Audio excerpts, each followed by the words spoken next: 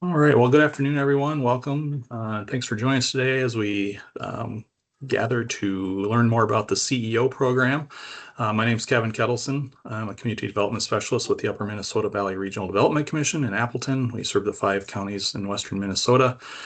Joined today with Kris Noble from the CEO program, and just some background on how we got to this. I had a community reach out asking, or they had heard about the Lincoln Lyon County one chapter in Marshall and wondered how they could start something similar in their community. So I did some reaching out to folks and got in touch with Katie Boston, who is the kind of the Minnesota CEO rep, and she shared some information to a small group that we had met. Let's say back in April, I think, and then put me in touch with Kris Noble, and I threw out an email far and wide to everyone. I know some of you, or some of the people I sent it to, who are already involved with CEO, and that's great. But for the vast majority of our region, there aren't active chapters. So I thought this would be a good opportunity to have folks join us and learn more about the program and ask any questions.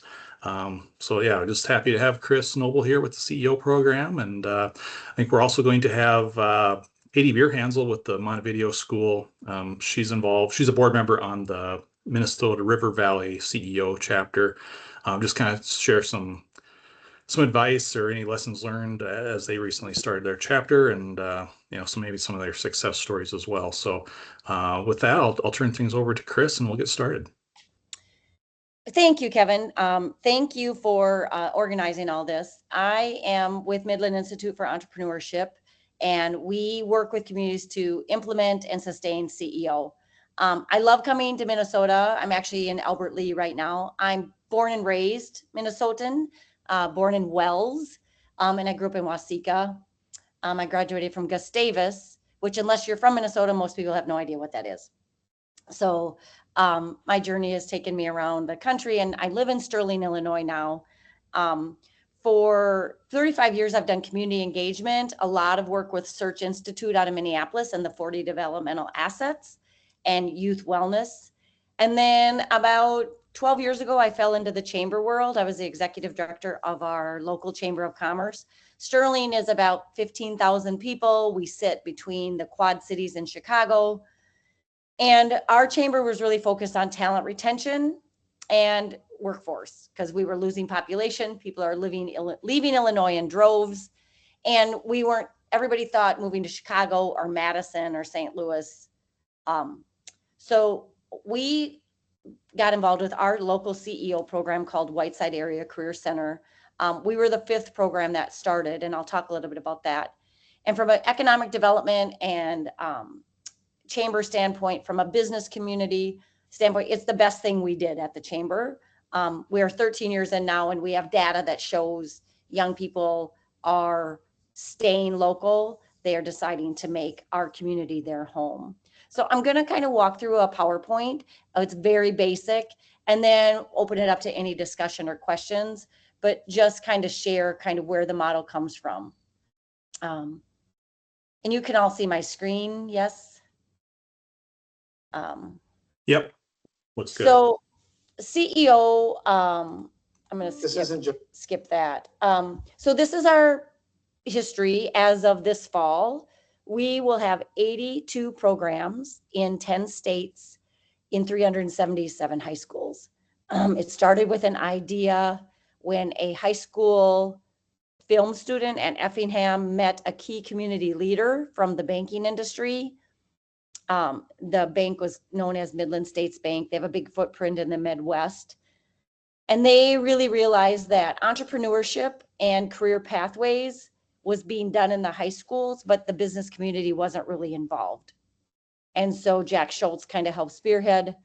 And then Craig Lindeval is the architect who kind of created the curriculum. He is a educator, was a teacher for many years, so made sure that it was kind of a curriculum piece where the kids were getting elective credits. And from there, we just grew, and we continue to grow at the rate of about 5 to 10 programs a year.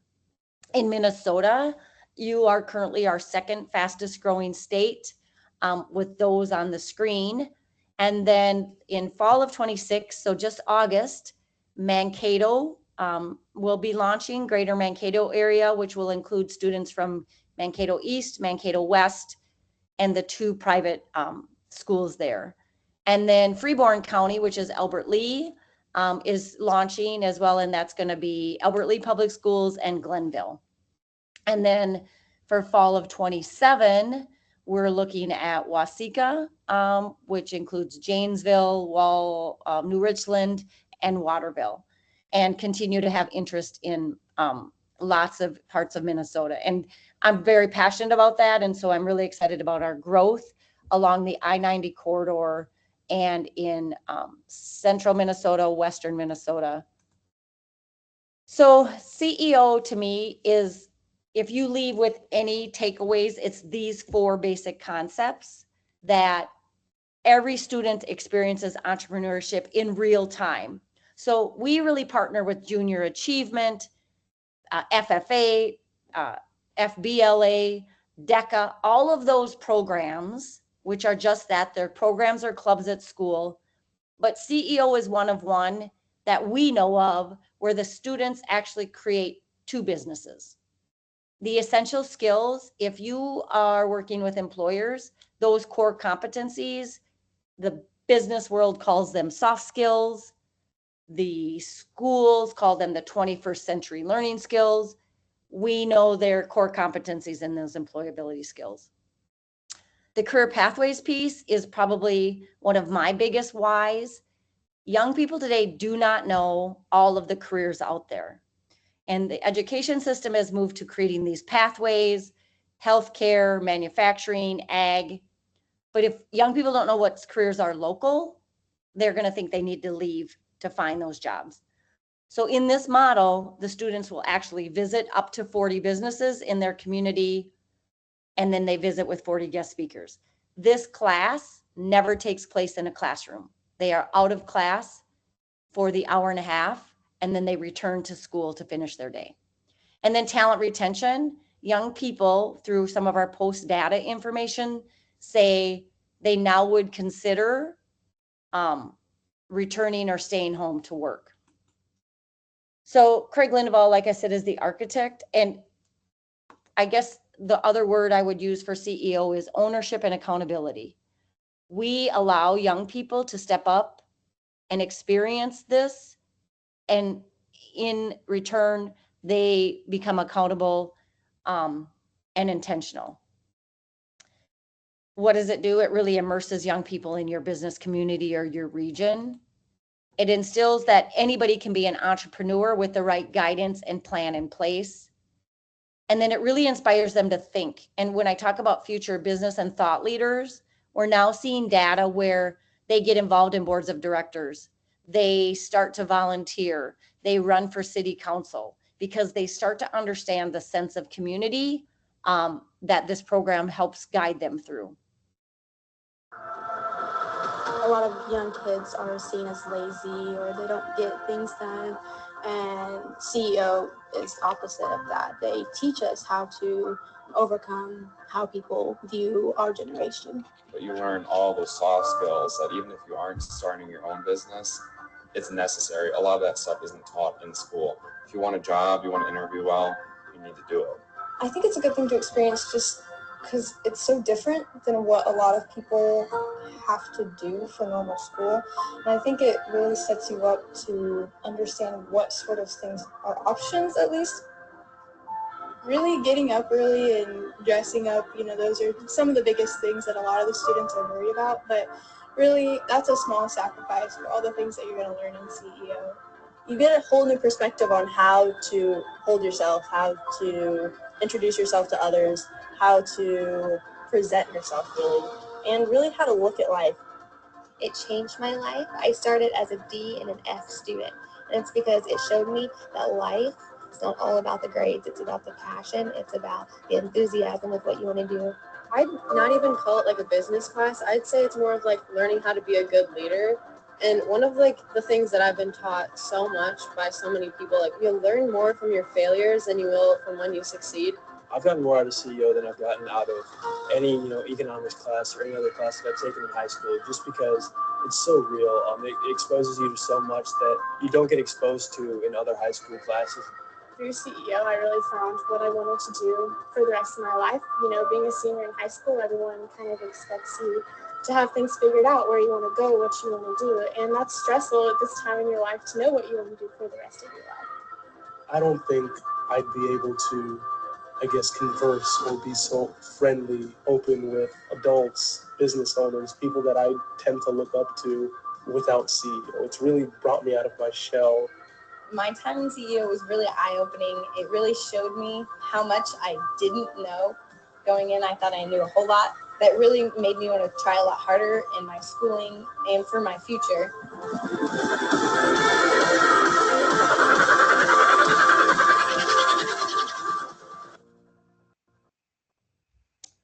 So I had a couple stories about those kids I'll share afterwards, because some of those were from our local program. The business visits, they will work with the facilitator, who is the one staff person that guides the young people through this. And they tour your local business community, bricks and mortar, places where your ecosystem for your community is happening. They are going in intentionally. And so business owners love being part of this, because in my world, we did a lot of career fairs, and they love that. And they will do job shadows, and they will take interns. But for this, they get 90 minutes captivated with young people to talk about their journey, who they hire, what type of education is needed. And so in our area in Illinois, we're very manufacturing heavy. And the old theory is manufacturing was very dirty work and required no talent. And we know that's not true. So the business visits are a critical part of the program essentials. Along with that, there's 40 guest speakers. And that means that maybe I own an insurance company, or I work remote for a company, but my journey is just incredible. And so at our home base, which is the host site, because they're never in a classroom any of those 180 days, when they're in home base, the guest speaker comes to them and talks about their journey, questions their challenges them to think differently. Each student is given a one-on-one mentor. That happens in the fall, and the mentors are selected, kind of interviewed by the board and the facilitator. They must meet the requirements of the school district, so they have to have background checks. They only meet during class time. So we cover all those safety precautions. And we know a lot of kids have faith mentors, coaches, but the business mentor is someone in their life who can really give them guidance about their journey, and while they're planning their businesses, be that kind of a great sounding board. And so it's just a unique piece. The next part is, my screen is kind of frozen. I'm trying to reopen my screen. Let me see. Let me play it again. Sorry about that. I'm going to keep, all right. Sorry about the glitch.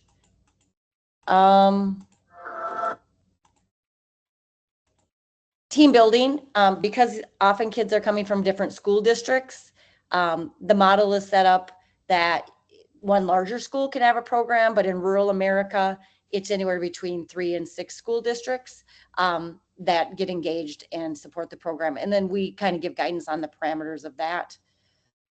They start and operate 2 businesses. The first is the class business, where the whole class comes together in the fall semester and plans an event, a product or service.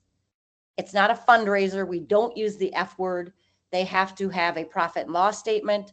They have to have expenses. They have to try and make money, because that money is then the seed money that they will use to give themselves, or the board will appropriate individual loans for their individual business or grants.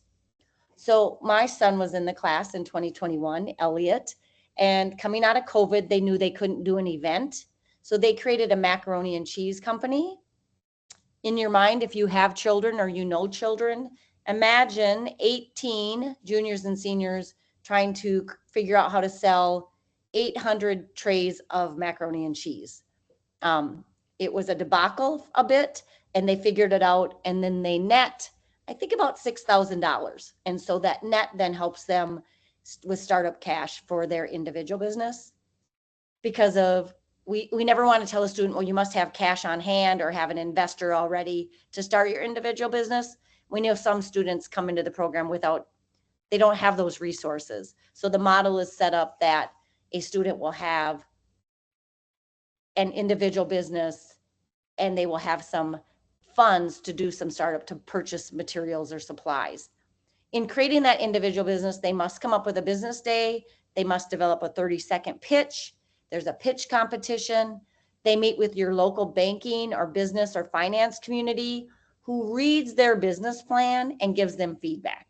So it's truly like setting up a business. We work really closely with our economic development groups and our SBDC to provide resources. And these volunteers come in and really meet with the young people and have some great conversations while giving them really good guidance. The components are pretty simple. It is community driven and community funded. There's never a cost to the student or to the school district. The model is that we can approach a school district and a partnership and say to them, we are going to fund this. Can we borrow your students so they can experience entrepreneurship? Throughout a year, your young people will meet about 100 business connections. There is a national pitch competition that Midland runs, and there's a cash award for that pitch. This culminates at the end of the year with a trade show held in a local venue, not a school building. Usually, maybe we use a strip mall area. Some places use a local community center. Some people use a church, but the students will then sell their product or sell their service. Let's say they have a business that does car detailing. They must have something there where they can sign up and take orders for somebody that wants to have their car detailed. Some even sell a product like, air fresheners or whatever for that day to make sure that there's something to sell. We know that this inspires young people and it really transforms them. From the education standpoint, it is a full school year. The students must meet the Minnesota State Board of Education requirements to be a 2-credit elective. It's only for juniors and seniors. They must be in class at least 90 minutes a day, and it is graded. There is no prerequisite. They don't have to have accounting 101 or there's no GPA required. The students apply online through a digital process, and it is a bind application. We do not require interviews of any kind. We have found that in some communities, the last name sometimes matters too much. So the students, we want to level the playing field, because there are students who are your C, D students who are not engaged in school, and this speaks to them. And there are your A, B students who really believe that owning a business is what they want to do. And so of our 6,000 alum, the one thing that we say that they have in common is they were willing to think outside the box. And again, this is just kind of an overview. What does Midland do? So we are with a community from Death Do Us Part. I was just telling Kevin, I just came from Worthington and Cottonwood Jackson. Tuesday, I met with both of their boards, and we did a refining success, which is we provided updates on the tools and the technology and the training. We have the Katie Bostian, who is a resource all the time. We create the website for every program, the Facebook page, and then your program administrates that. But we are kind of the conduit behind some of the tech that allows your program to operate most efficiently. I'm going to wrap up with, here's some post-impact data. Each program does a pre-impact and a post-impact. So let's say you have 17 students in your class. In August or September, they get a pre-survey. And then in May, we post-survey them. And then we compile that data and we send it to you in a PDF. It's a very nice little document. The board has access to that. It can be used for investor recruitment. And this is some of our national data because we compile it. I think the one I speaks very loud to me is 59% of our young people after a tour or a business visit say, oh, I could see myself working here. And the other part is 62% now understand, 62% greater understand the importance of shopping local and supporting that infrastructure. So it's a very kind of quickish overview of CEO. I will tell you the model to implement is a process by which the community and the school partner, and then Midland guides them through the steps. The first is raising the funds. The second is,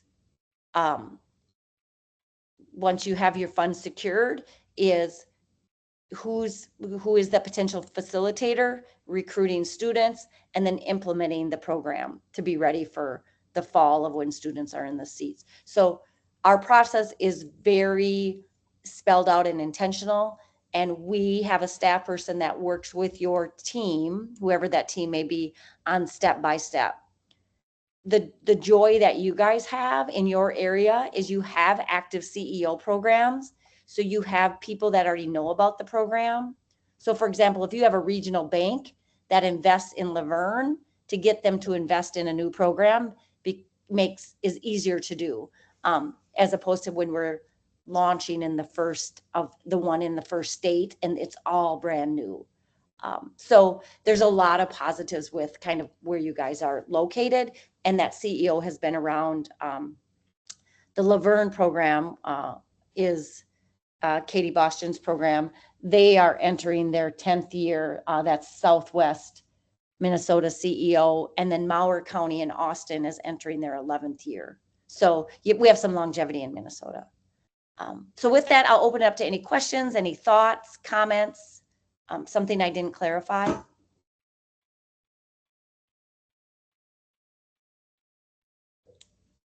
Kris, can you talk about the cost? I don't know that we talked about the cost. Yeah, so there's an initial PowerPoint,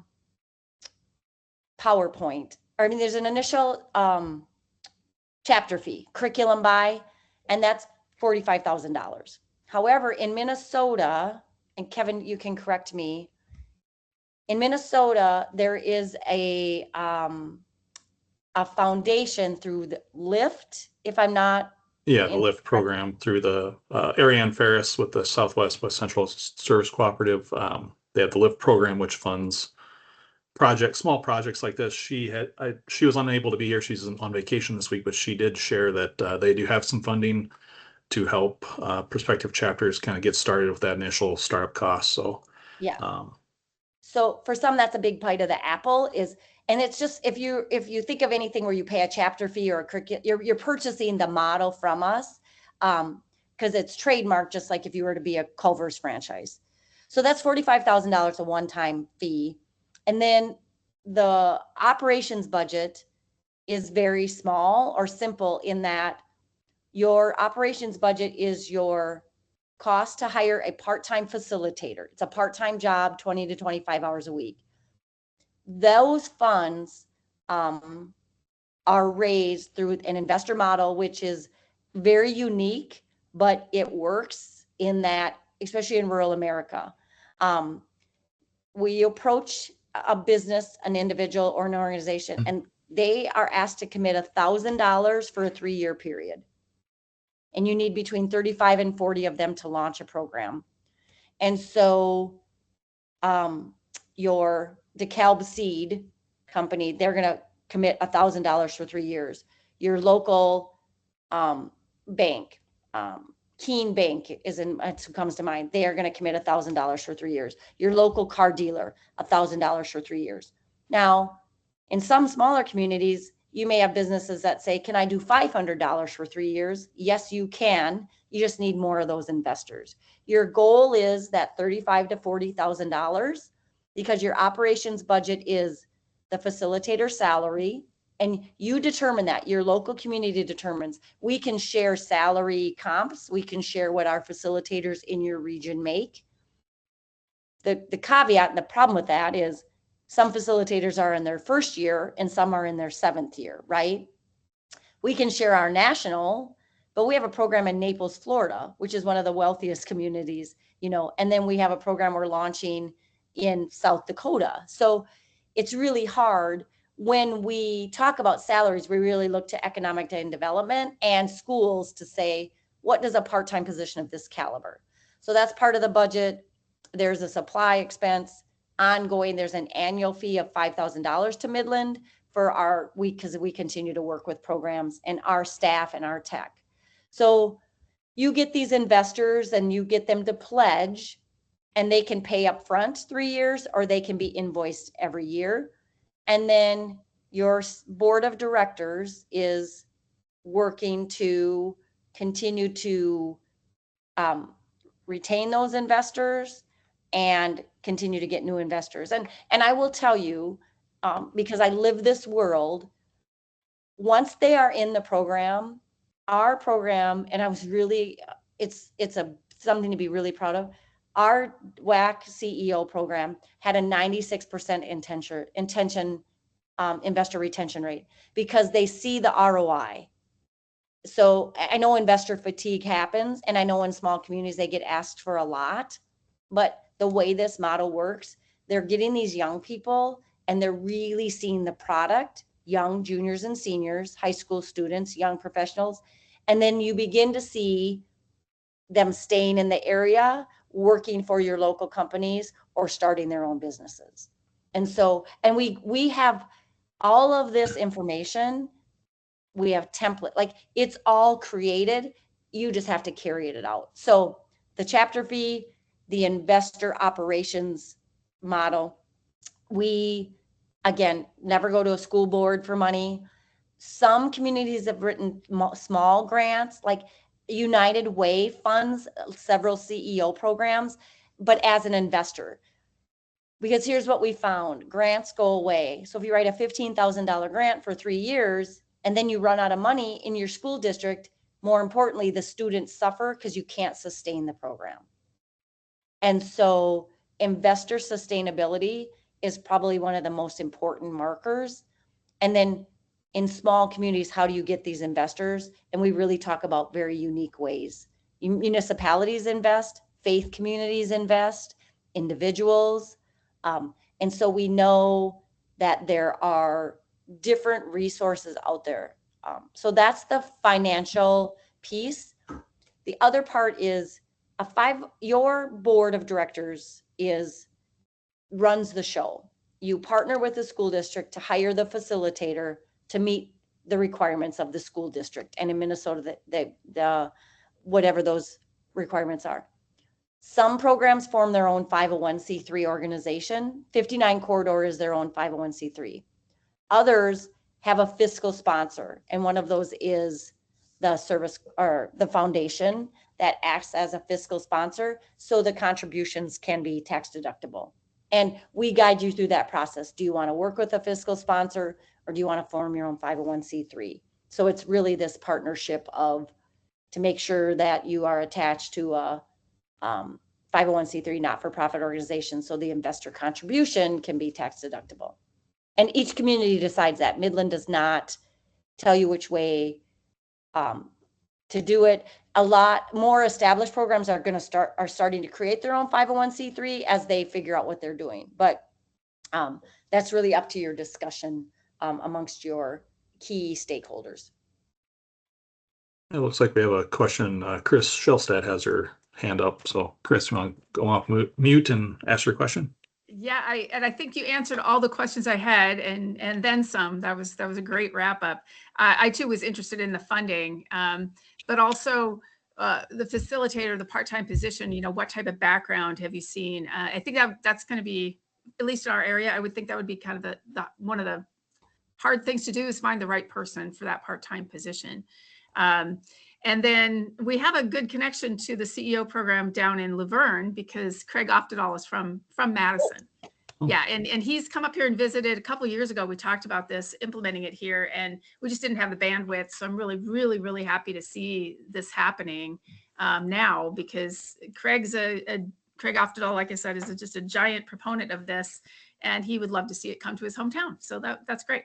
So Yeah. the facilitator position is kind of the part that I'm really interested in. So it is a very unique position. It's one of one. And so many of them come from an education background. Many of them in other states, because I'm going to say this and then I'm going to need a clarifier.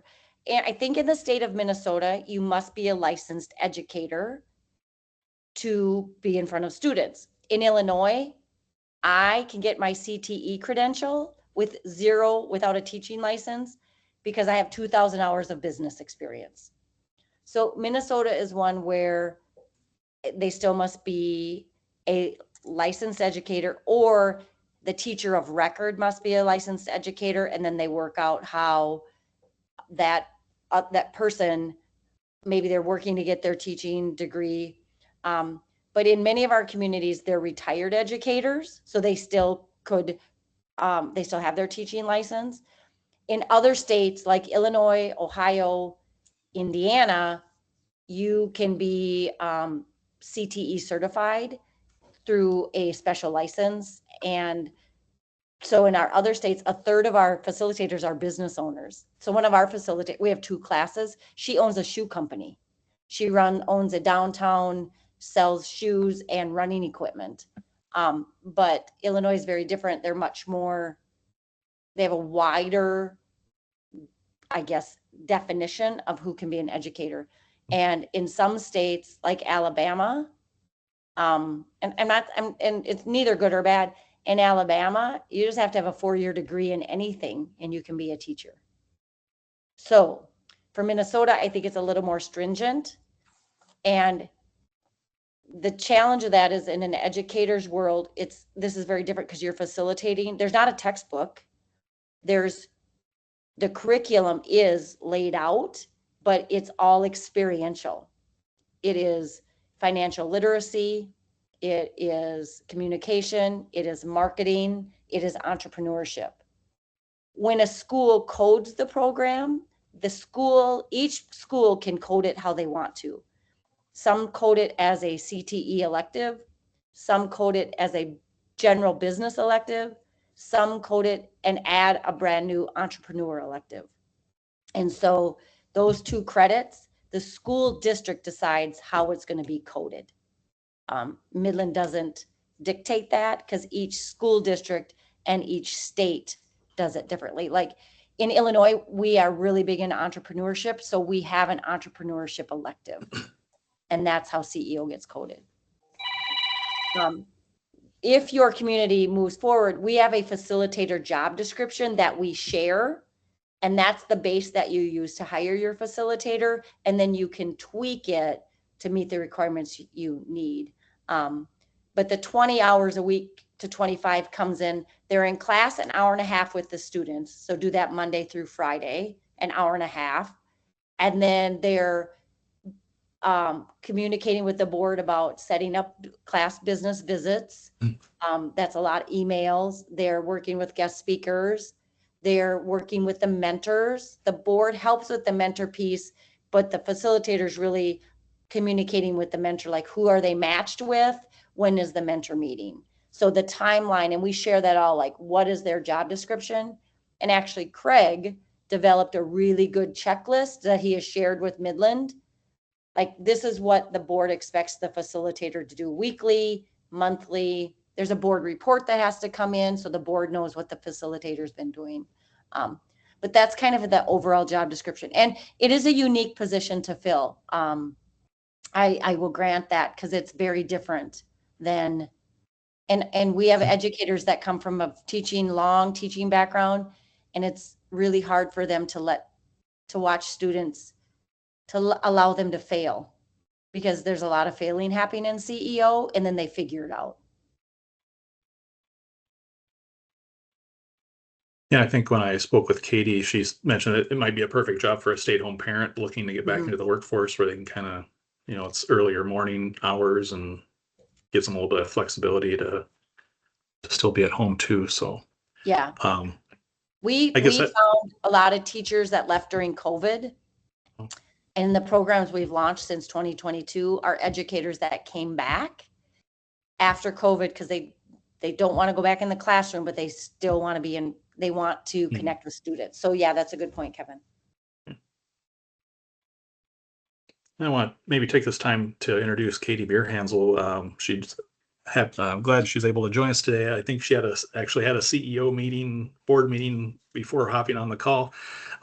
She's with the Minnesota River Valley CEO chapter and is a member of the Montevideo School staff, and just invite her to join us today to provide any, maybe your experience in getting the chapter going and any pitfalls or lessons learned and some success stories that you've seen now that you've got a few years under your belt. So again, glad you're able to make it today and share some of your experiences here with us.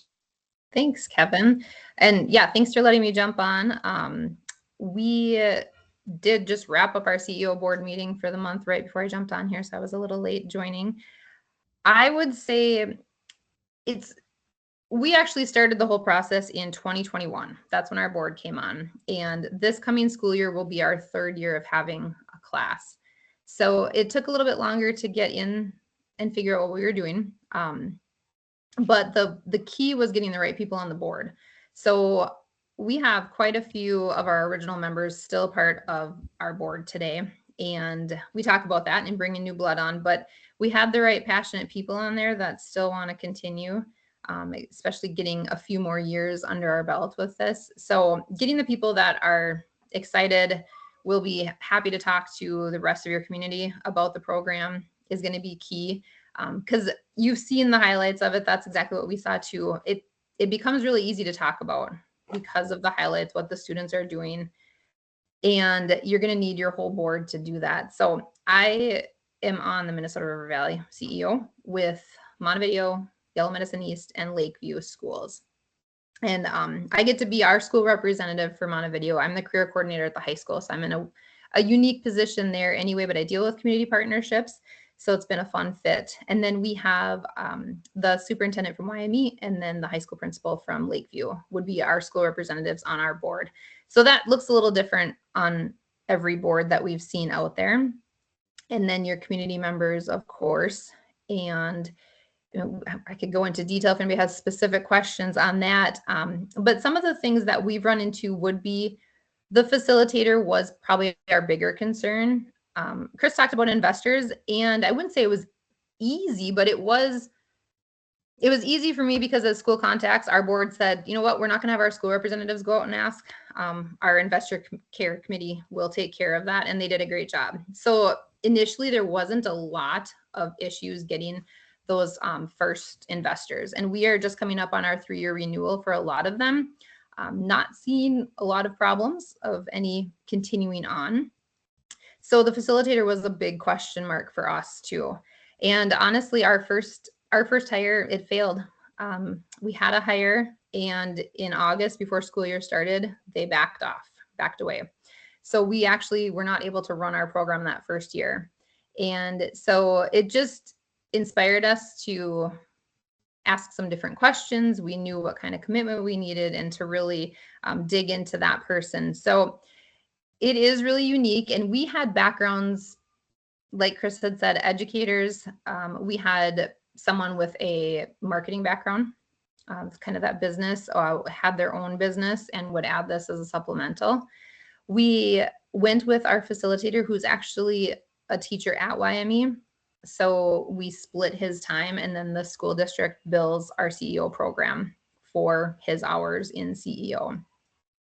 And so that's worked out well for us, a couple of different ways. For one, he has contact with students in that school, all day long they can find where he is. But that wouldn't have been my deciding factor necessarily. The right person is the right way to go. So just finding that you've probably heard the kid magnet word already, because I know we heard that a lot with Midland. And you do need someone the kids can relate to, and you need someone that can think outside the box and step back a little bit to let them fail while still asking the right questions. And you really need someone organized and the go-getter that's going to talk to your investors, because that's going to be key to getting those worksite visits set up. So, you know, for us, the board came along, investors came along, that facilitator was the harder part that we put more time and effort into. And then students, we've looked at different ways of recruiting. So the first year we ended up running with 6 students. It was important enough to us. Now we were coming off of, I would say, a failed year. So we had students set up, and then when we lost our facilitator, we had to cancel the class. So that was a difficulty we had to overcome to get that next class started. Thankfully, if you start one in your area, you have our local areas. You know, we've pulled from Katie Boston, talked to her a lot for recruiting ideas, but also using those students as examples, because chances are this day and age, your students in your area would know them, if not through Snapchat or other social media, they're going to recognize some names of students there. So even though you don't have your own alumni, you could utilize that to draw some students in. So last year we had 8, and a couple of things happened, unique, random things, and we were down to 6 again. So as a board, we were kind of frustrated with, we had hoped it would grow faster than that. Some of the considerations that you'd want to talk through with your schools would be how it fits in their schedule and making sure to reduce conflicts as much as possible, because it does take their first 2 hours of the day. So making sure there's not, only one section offered of another class that they need during that time. We first started with offering it to seniors because we thought we would fill up the class with seniors. And we have now opened it to juniors and seniors, and we do see more interest from those juniors.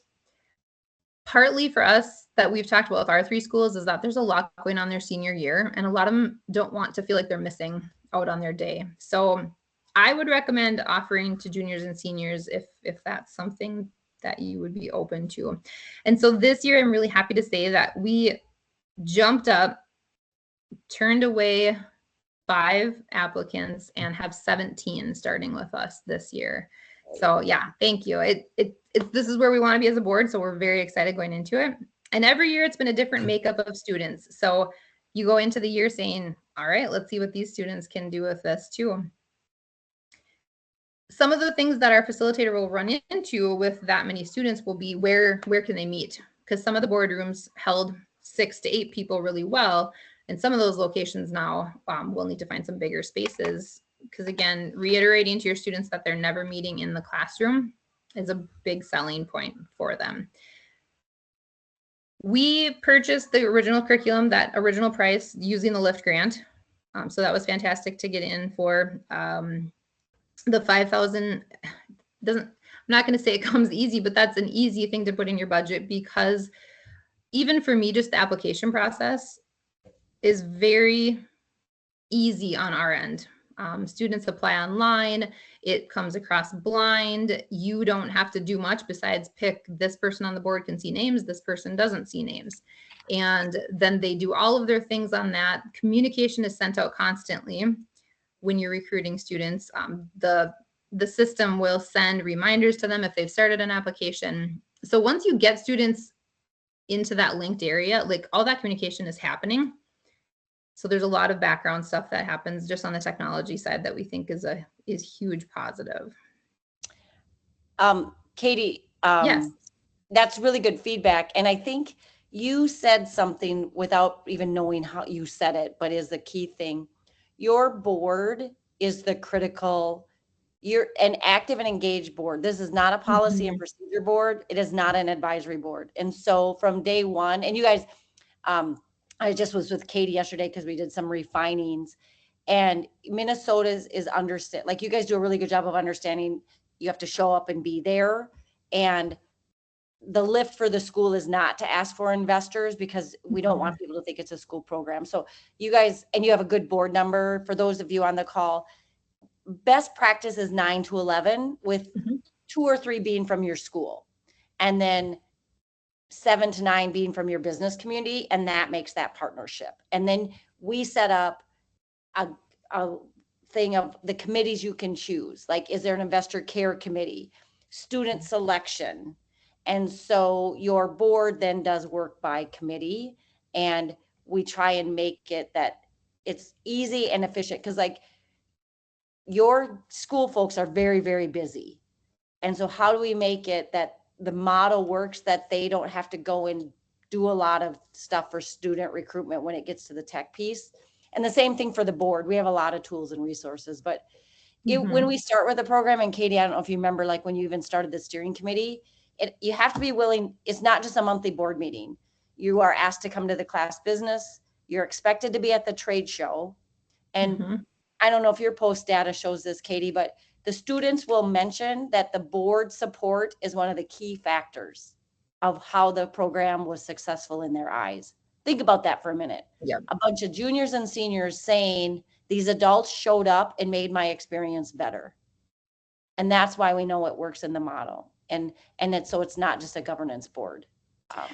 And that's the exciting part for our board members. They are asking for more. Like, when are you meeting? When can we come in and see? So you're right. That is the board members that are excited about it will really help your program. I could probably talk too much, and I'm trying to bring myself back to those steering committee days where it seems like kind of a foreign concept. It might be kind of hard to grasp, and I don't want to give too many details that are too far down the road for you right now. So yeah, I'm happy to answer any.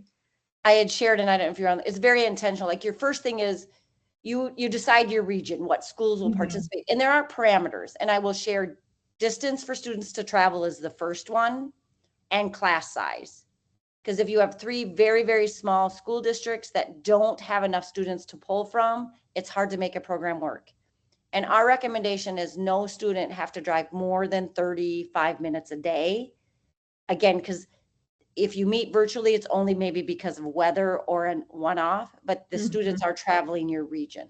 And so, and we guide you through that process, because I know your region is very large. And you have some programs in these counties already in programs, but those are the conversations like Kevin and I have talked about, like what's the big picture and who fits into what. But if everything we do is back-ended into what's best for students, we know driving is critical, and then that there's enough students so you're not struggling to get students to apply, because there are other things offered.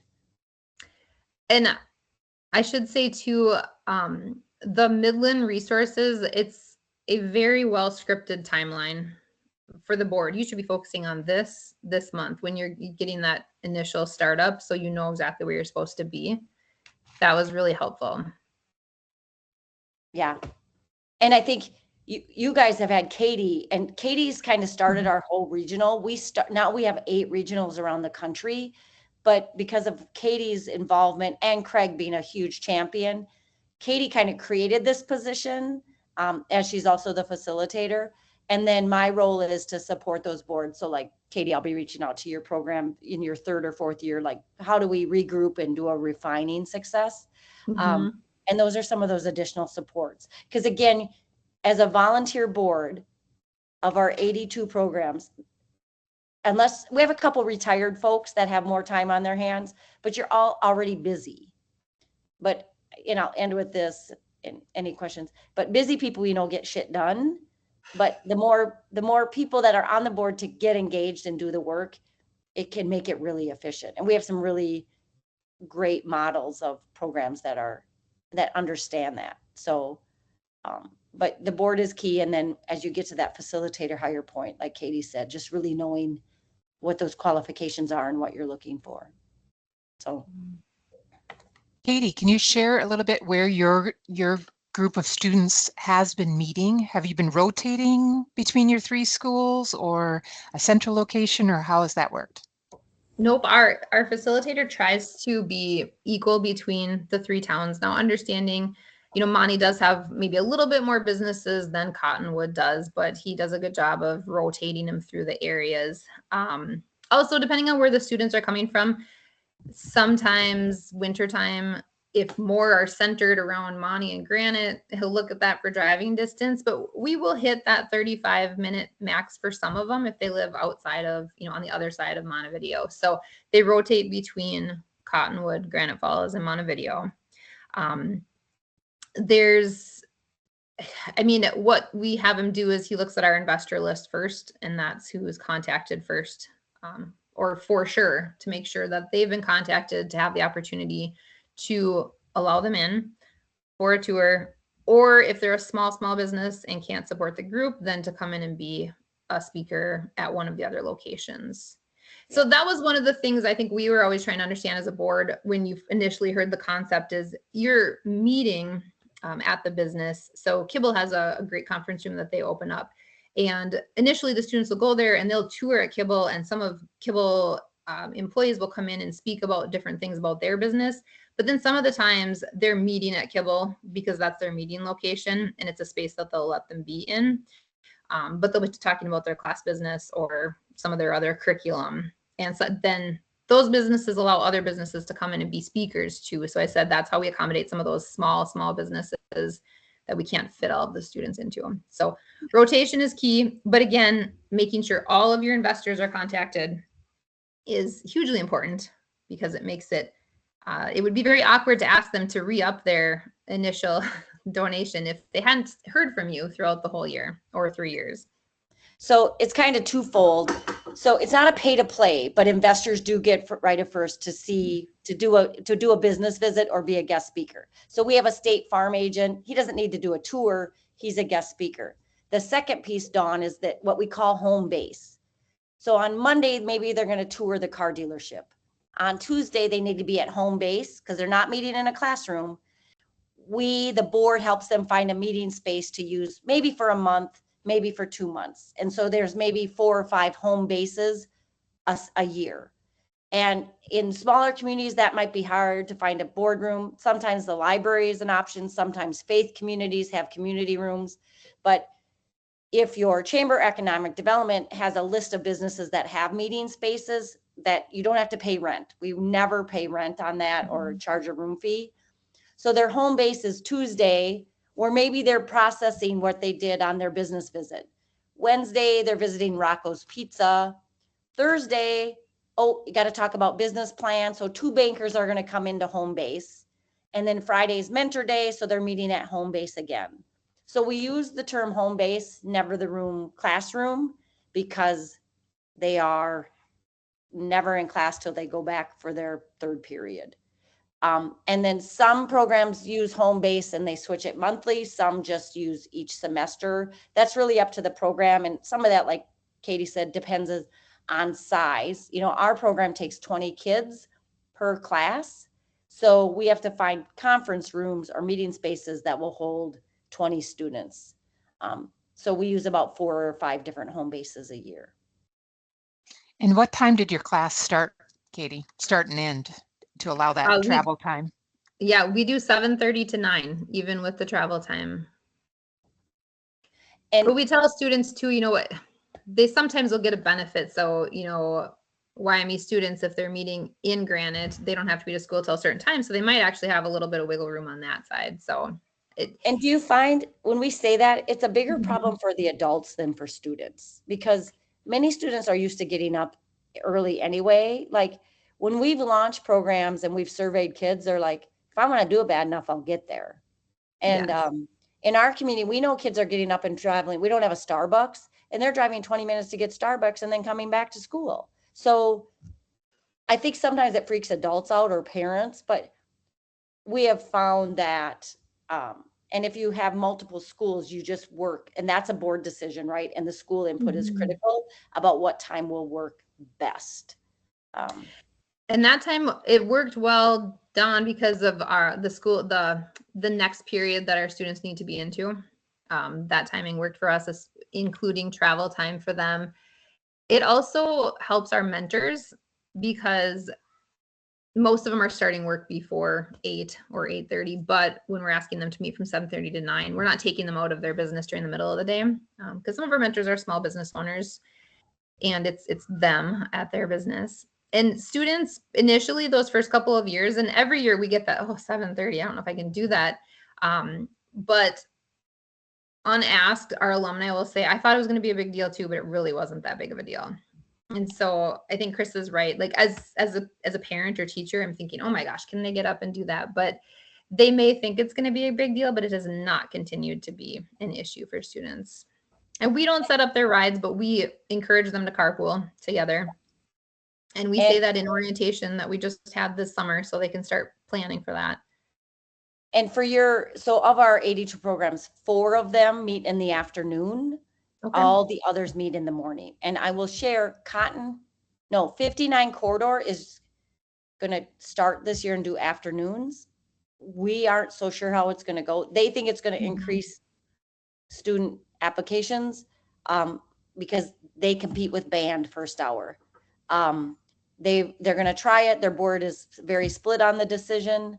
So because they're the same age as your program, so they're entering year 3. The first 2 years they did first and second hour, and they've heard band students say they really want to apply, so they're moving it to from 1:30 to 3. We will track that with them to kind of see if it's hard to get mentors, if it's hard to get business visits, right? Most business owners like early, it starts their day, they meet them, they give the tour. So they're going to pilot it and see how it goes. But the majority of the programs, 95% do meet that first and second hour first block. And as a board, I would just highly encourage you let your school really drive that. Yes. Because they'll know what their schedules look like. And that's just it. You know, we've attempted to try to take those barriers out so students aren't having to choose between CEO and band. You can't always take everything out in small areas. However, we know we are losing students in the afternoon all the time for sports, which is great because they're involved, but the afternoon could be very difficult that way. We do have several of our athletics and our activities that meet before school. A lot of them will do practice maybe 1 day a week. So that is something that our facilitator talks through with any student that has that as a conflict. And most of the time it's a 1-season sport. So they work out a plan, and we have not wanted that to be a conflict for them. We have not wanted them to not be able to participate because of being involved in something else like that. So the facilitator just works through with the coaches, and they come up with a plan for that student not to miss out on either side. Yeah. And the last thing I'll say about that is we have students too that there's a class that conflicts or whatnot, but the reality is, and with young people, is life is hard and you have to make choices. And so we believe CEO, every student should be able to apply for CEO if they want to, but CEO might not be for every student. And so as Katie can attest, you really have to have kids that are, they have to be willing to be disciplined, and there is work. It is hard work. It's not textbook work, but my son will say it's working with 18 other kids to create a macaroni and cheese company was one of the hardest things he ever did. But I think your alum, and that is the longevity, kids start to understand this is different in a positive way. But I will say that because you'll have parents be like, well, it couldn't fit in my kid's schedule. They couldn't take it. And that is life. Like, how many of us have to make choices sometimes? And that's just the reality of it. That's another reason we liked being able to offer it to juniors and seniors. Yes. So they can make that choice one year or the other, what fits best. Yeah. So from our point, as I wrap up, you guys, I guess, just discuss. Kevin might do some follow-up. And if you're like, we'd like to pursue this and look what this looks like, we can have another conversation about what does it look like to form a steering committee to start to look at really some of the details and the timeline. And then we're available for resources and questions. And again, with Katie and Craig Oftedal and Katie Bosch, the facilitator, you have a lot of resources at your disposal. Yeah. Any other final last questions before we wrap things up?